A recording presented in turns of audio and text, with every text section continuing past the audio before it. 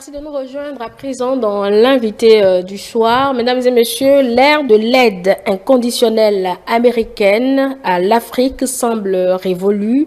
Sous l'impulsion de l'administration Trump, les États-Unis opèrent une sorte de virage stratégique majeur, privilégiant désormais le commerce et l'investissement aux dépens du soutien traditionnel. Ce changement de ton soulève une question cruciale et fondamentale. Cette nouvelle diplomatie économique dénuée d'aide directe est-elle le signe d'une souveraineté économique accrue pour les nations africaines ou recèle-t-elle les défis inattendus? Cette transition marque-t-elle un tournant respectueux des aspirations africaines ou simplement une redéfinition des intérêts américains sur le continent? Voilà autant de questions que nous abordons ce soir avec Jetsofoni Koboudé. Il est économiste et actuellement directeur recherche économique à Interglobe Conseil. Jetsofoni Koboudé, vous intervenez depuis Paris. Bonsoir. Bonsoir, chère Angèle, et bonsoir aux téléspectateurs. C'est un plaisir de vous retrouver ce lundi pour l'exercice. Alors, dans l'introduction, j'ai planté le décor et le contexte, ce sont ces échanges du président américain avec certains présidents de pays africains. La première question sur notre thématique, Jetsofoni Koboudé, le passage de l'aide au commerce annoncé par Donald Trump marque-t-il une rupture idéologique avec la doctrine américaine précédente, c'est-à-dire une sorte de soft power, aide humanitaire, sécurité, démocratie, etc. La réponse courte, c'est oui. Mais maintenant, la réponse longue. C'est une vraie rupture, sans aucun doute. C'est-à-dire que ce basculement de l'aide au commerce indique que les États-Unis, sous le mandat Trump, ont décidé de privilégier les échanges commerciaux et les investissements privés avec les pays africains plutôt que l'aide publique au développement traditionnelle. Concrètement, l'administration Trump a réduit drastiquement l'aide humanitaire et démantelé les outils de l'aide, comme l'USAID, pour encourager à la place ce qu'ils appellent des deals. Par exemple, au lieu de financer des programmes sanitaires sans retour direct dans certains pays africains, Washington propose des financements de projets rentables. Donc, comme l'exploitation d'une mine de potasse au Gabon, etc. etc. Donc, Donald Trump l'a affirmé clairement lors du mini-sommet avec les 5 dirigeants africains. Il a clairement dit, nous passons de l'aide au commerce et selon lui, à long terme, cela sera bien plus efficace, plus durable, plus bénéfique. C'est-à-dire que on passe finalement d'une logique de charité à une logique de partenariat d'affaires. Et pour moi, il s'agit effectivement d'une rupture idéologique et même historique. Et même historique parce que depuis la guerre froide, les États-Unis utilisaient l'aide étrangère comme levier d'influence américaine, levier d'influence humanitaire, sécuritaire, démocratique. C'est-à-dire conditionnement de l'aide à la bonne gouvernance, l'entraînement des armées locales, etc. etc. Donc, ce smart power visait quoi? Visait à gagner les cœurs et les esprits, à promouvoir les valeurs démocratiques et la stabilité, etc., etc., tout en concurrençant à l'époque l'influence soviétique. Mais maintenant, aujourd'hui, avec Trump, on assiste à un virage vers une forme de ce que j'appelle le réalisme transactionnel. C'est-à-dire que l'objectif affiché n'est plus de changer les autres, entre guillemets, au nom de la démocratie ou quoi que ce soit, mais c'est de faire des affaires et de contrer la Chine sur le terrain économique. Et l'administration Trump a ouvertement tourné le dos au modèle de l'aide désintéressée en le qualifiant de modèle de charité dépassé, etc., etc. Donc, pour faire simple, le président Trump assume une vision mercantiliste. Pour lui, l'aide crée de la dépendance et le commerce crée du win-win. Donc, on n'est plus dans la puissance douce, mais on est dans le hard deal, c'est-à-dire où chaque dollar doit rapporter.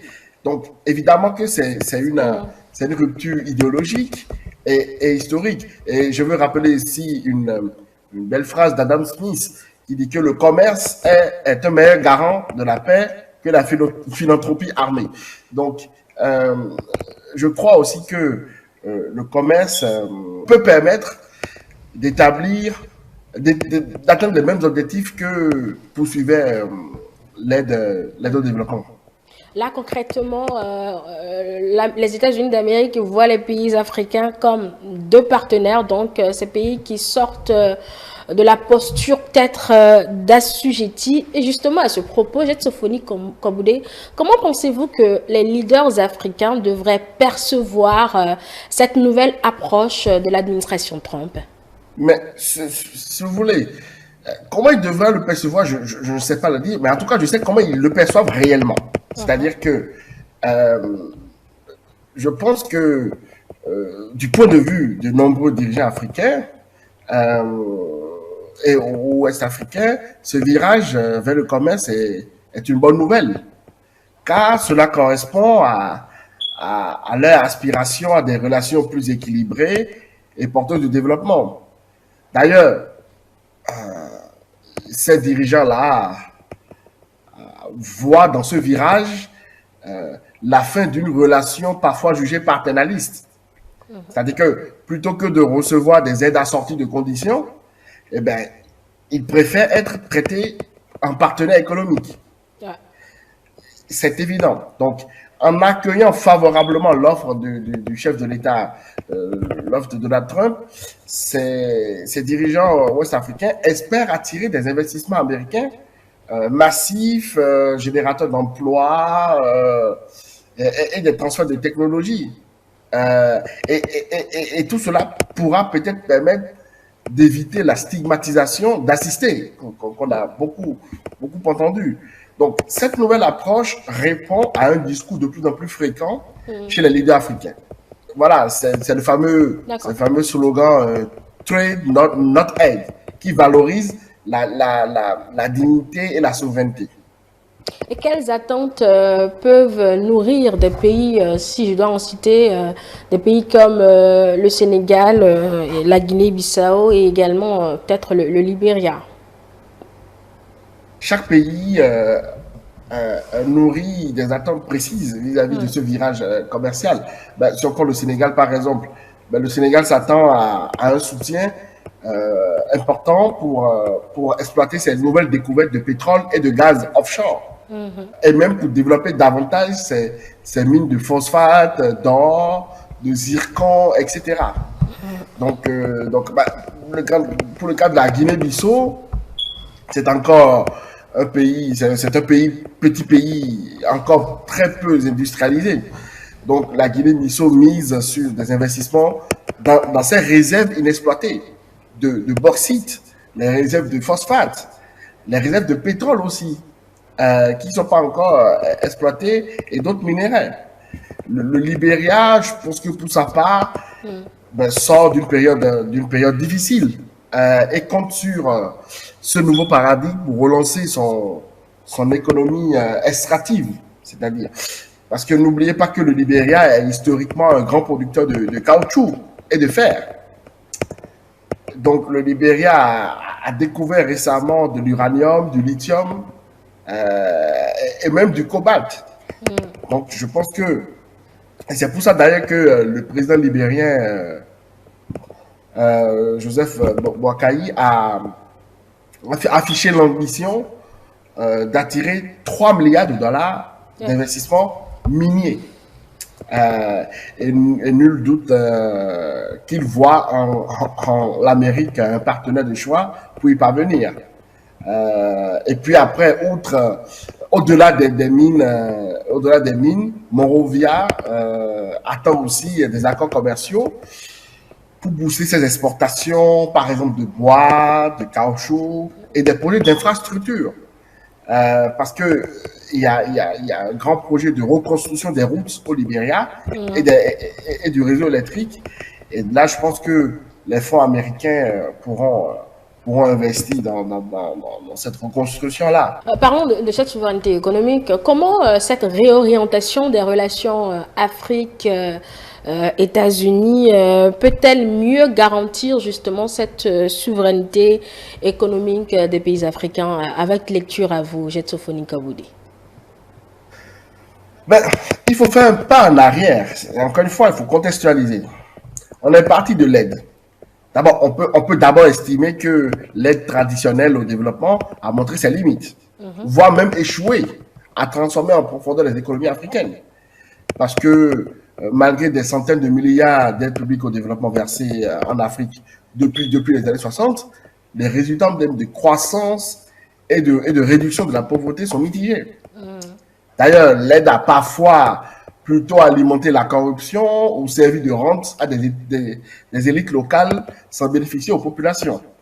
Donc, je pense que l'approche commerciale est présentée comme plus respectueuse de la souveraineté économique pour plusieurs raisons.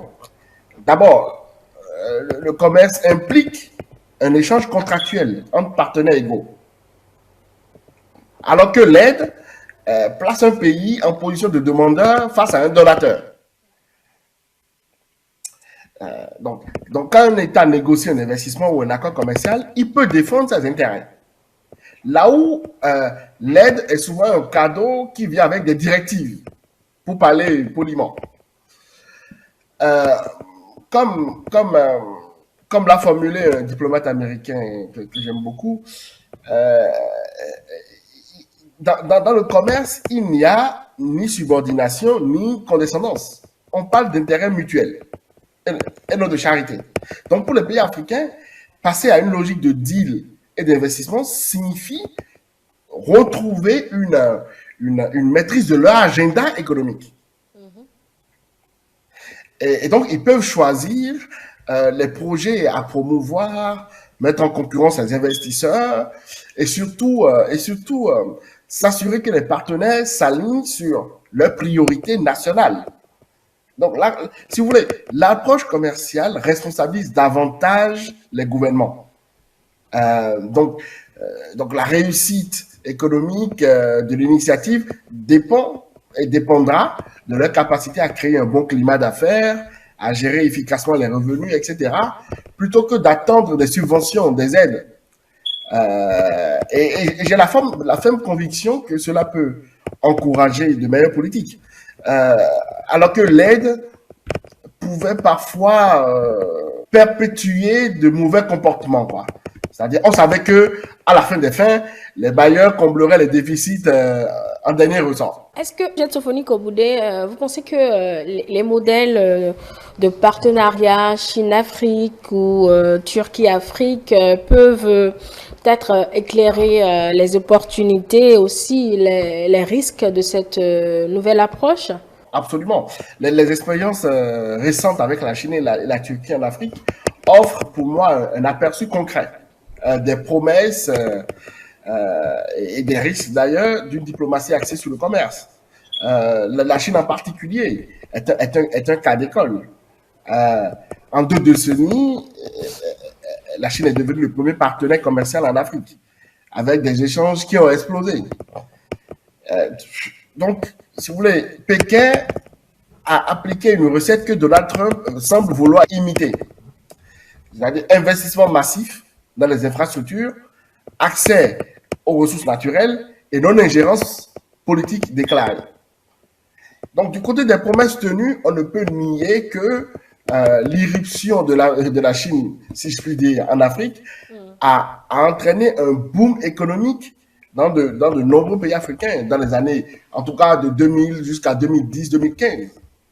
Parce qu'on avait une croissance forte qui était tirée par la demande chinoise en matière première. On avait un afflux de capitaux pour construire les routes, des chemins de fer, des ports, des barrages. Écoutez, depuis 2000, écoutez bien, hein, depuis 2000, La Chine a financé ou construit plus de 10 000 km de chemin de fer, 100 000 km de routes, 1000 ponts et une centaine de ports sur le continent. Donc c'est une réalité que ça a été un partenariat, ça a été du win-win. Mais il est aussi vrai que l'expérience chinoise met aussi en lumière les risques d'un tel modèle. Et pour moi, le principal écueil, c'est évidemment celui d'une nouvelle dépendance économique via un endettement excessif. Parce que de nombreux pays ont contracté des emprunts massifs auprès de la Chine pour financer ces grands travaux, au point que certains ont du mal à rembourser. Vous vous rappelez de la Zambie, du Djibouti, qui ont vu leur dette publique exploser avec la Chine comme premier créancier. Et d'ailleurs, cela a suscité la crainte du piège de la dette. On entendait beaucoup parler du piège de la dette. Eh bien, quand un État n'est plus en mesure d'honorer ses engagements, eh bien, il risque de devoir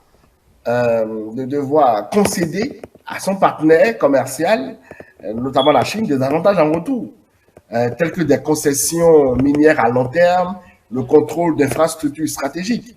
D'ailleurs, cette crainte s'est cristallisée autour du port de Hambantota au Sri Lanka, qui a été loué sur 99 ans à une entreprise chinoise après des difficultés de paiement. Donc, en fait, les Africains aujourd'hui se demandent si des ports ou des chemins de fer africains pourraient connaître le même sort. Donc, évidemment, la diplomatie chinoise s'en défend, mais le risque est là si les projets ne sont pas rentables par eux-mêmes. D'accord. Donc, apprendre des partenariats existants pour ne pas commettre les mêmes erreurs, c'est ce que je note. Mais quand on vient en Afrique de l'Ouest, Sophonie Koboulé, quelle stratégie les pays ouest-africains peuvent-ils adopter pour tirer pleinement profit de cette nouvelle approche sans pour autant subir les contraintes? Ben, je suggère aux dirigeants africains de contacter le cabinet de conseil Interglobe Conseil pour qu'on leur fasse une stratégie sur mesure. Mais ce que je peux dire rapidement ici, Oui. c'est quand même qu'il y a quand même quelques invariants qu'il faut adresser. Je pense que l'un des points essentiels, c'est de négocier en bloc. Parce que la balkanisation issue de l'histoire du continent fait que nous nous retrouvons avec des petits pays parfois, etc., qui peuvent difficilement peser dans les négociations. Donc, négocier en bloc, ça me paraît être quelque chose de fondamental. Deuxième point, monter en valeur ajoutée. C'est-à-dire qu'il faut imposer des clauses de transformation locale. C'est-à-dire que dans les contrats commerciaux, il faut imposer des clauses de transformation locale. Si on a une entreprise américaine ou chinoise, etc., qui veut exploiter une mine de fer, ben, qu'on lui demande la transformation en acier dans le pays.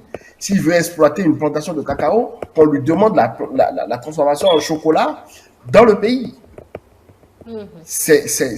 Pour moi, c'est évident.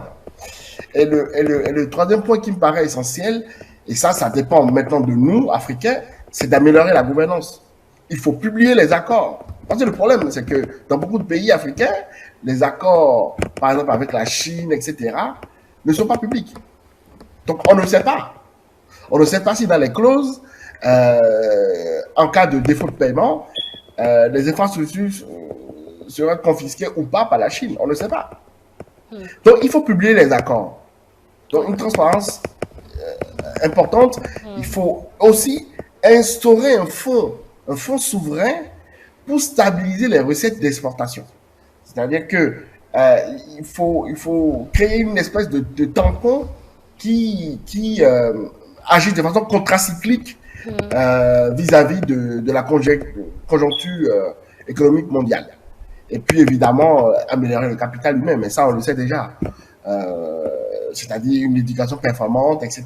Parce que si une entreprise veut transformer je sais pas, le fer en acier, encore faut-il dans le pays des gens formés en BTP pour monter les usines, des gens formés en chimie pour pouvoir travailler à l'usine, des techniciens supérieurs qui ont de vraies compétences dans leur domaine, etc. Donc, c'est un tout, quoi. Hein. Bah, merci déjà pour ces premières idées, ces premières propositions. Je vous rassure que je ferai le lobby pour qu'ils passent à votre cabinet, ces leaders africains, afin que vous puissiez approfondir ces idées afin de permettre au pays de l'Afrique de l'Ouest de tirer meilleur profit de cette nouvelle approche de l'administration Trump.